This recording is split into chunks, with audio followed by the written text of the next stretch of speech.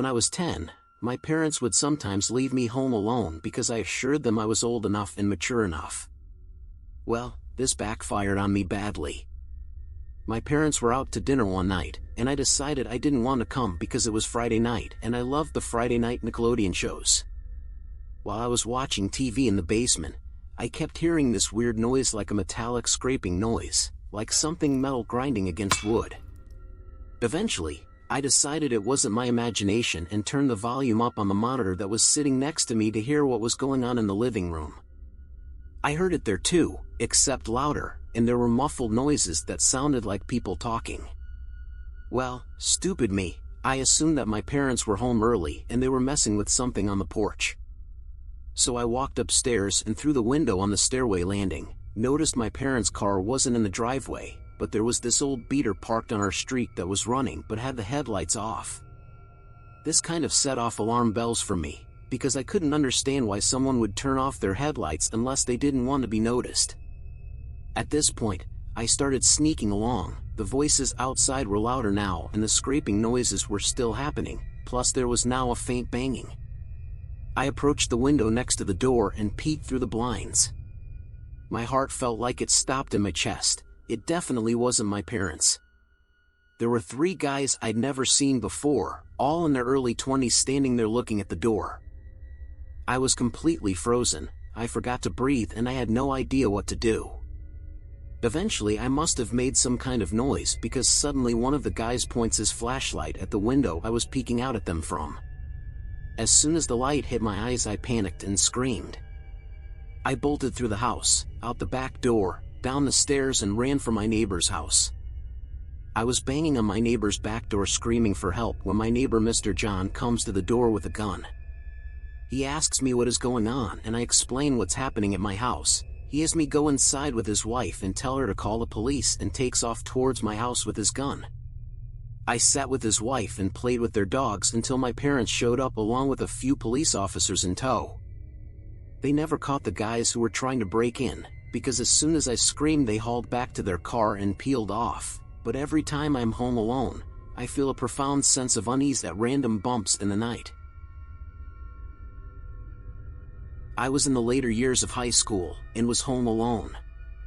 My parents were at a wedding that required them to stay at a hotel and my brother worked the night shift. At that time, my family lived in a very well-known East Coast city in a blue-collar neighborhood that was starting to take a nosedive. I'm a natural introvert, so I cherished the rare alone time that I got. This weekend I was looking forward to engaging in my normal empty house routine, play some PlayStation on the big screen TV, then order a late takeout dinner and pig out while watching some Dragon Ball Z. Then around 2 a.m., fall asleep on the couch with my old dog, Cecil. Cecil was a beagle who was as old as the hills and had been in our family for about 8 years. He was quiet and peaceful, and spent his time begging for food and sleeping. Unlike most beagles, Cecil never howled or barked. He was more than content to rest his head on your lap and spend the night there. Anyway, back to the story. It's approximately 1 a.m. I had just finished the last slice of pizza and was dozing off on the couch, when I hear a bang coming from the back alleyway. I didn't think much of it. Anyone who has lived in a city knows noises happen at all moments of the night. Cecil's head popped up off my lap and the hair on his back stood up. Not more than 2 minutes later, I hear another bang, and Cecil did something I never seen him do before. He leapt off the couch and ran like the wind towards the door leading to the basement, barking and growling like a dog twice his size.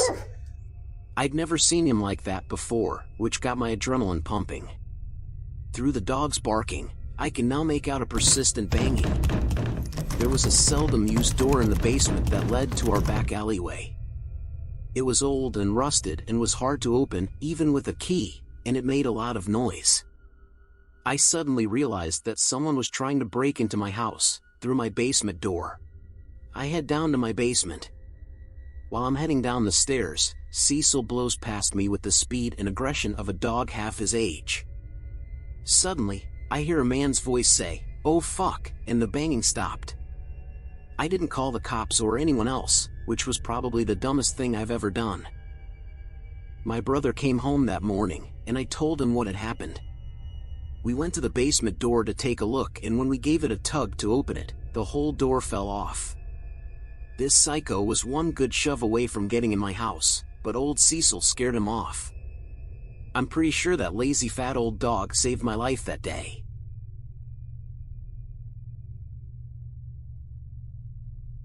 I was home alone one night while my parents were out, and it was sometime between 2 and 4 in the morning when I finally decided to go to sleep.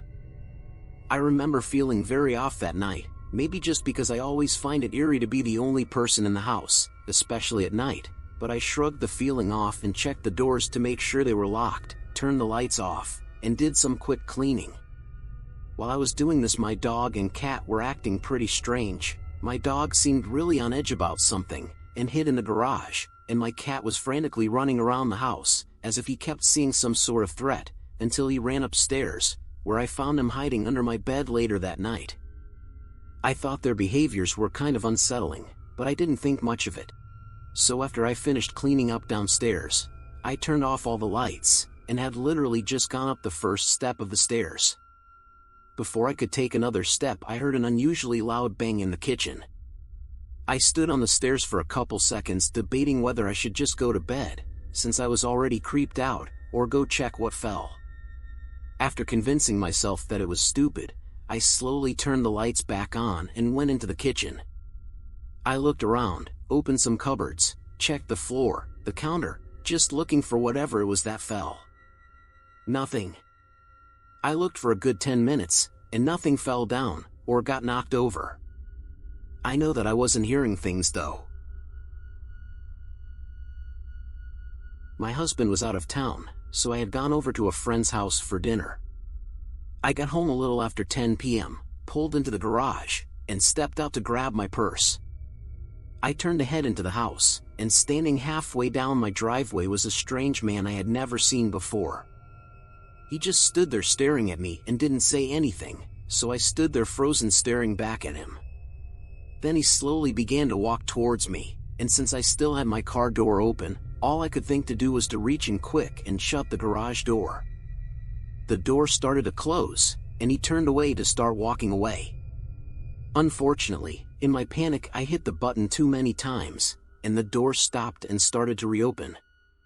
He was still about halfway down the driveway and then quickly turned and started running full force right at me when it started to reopen. I hit the button 2 more times, and the door went back to closing. When it was halfway closed, I saw his feet stop short right outside the door and stay there while it closed the rest of the way. All he would have had to do was stick a foot forward, and the door would have reopened again, but he didn't. When I was a teenager, I lived in my father's basement. He would frequently go on business trips, and I would be alone in the house for up to a week at a time. One evening in spring, I was up alone watching TV at around 2 a.m. when I heard through the open windows what sounded like 2 distinct sets of footsteps outside, walking from the front yard, around the side, and into the backyard, where they stopped. It was then that I realized that since all my lights were on, I couldn't see outside, but the outside could see me. I immediately panicked, shutting off my TV and lights. So now I was alone in my basement, with no lights on, with what I thought were 2 prowlers sitting on my back deck. I don't know how long I was frozen in the darkness, but after I didn't hear any more sounds for a while, I quietly crept upstairs to try to get a better look into my backyard. Thankfully, all the lights upstairs were already off. Unfortunately, with the way the bushes and patio umbrella were set up, there were large blind spots where it sounded like those footsteps stopped. So I stared at that deck waiting to see movement for at least 10 minutes before I began convincing myself that my mind was playing tricks on me. I decided to go investigate outside.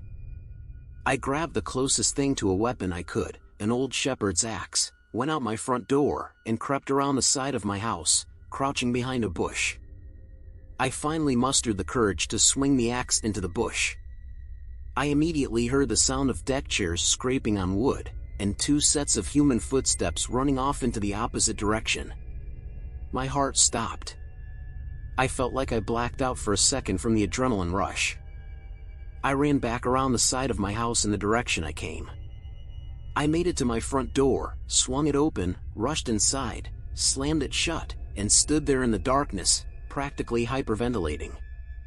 I stared out into the street, waiting to see someone leaving the property, but no one did. So I ran out the front door into the middle of the street where I could scream if I saw someone. Surely by now I should have called the cops, but I wasn't thinking clearly anymore, if I ever was. Now I was facing my house, but I still didn't see anyone. So I glanced to the left down the street.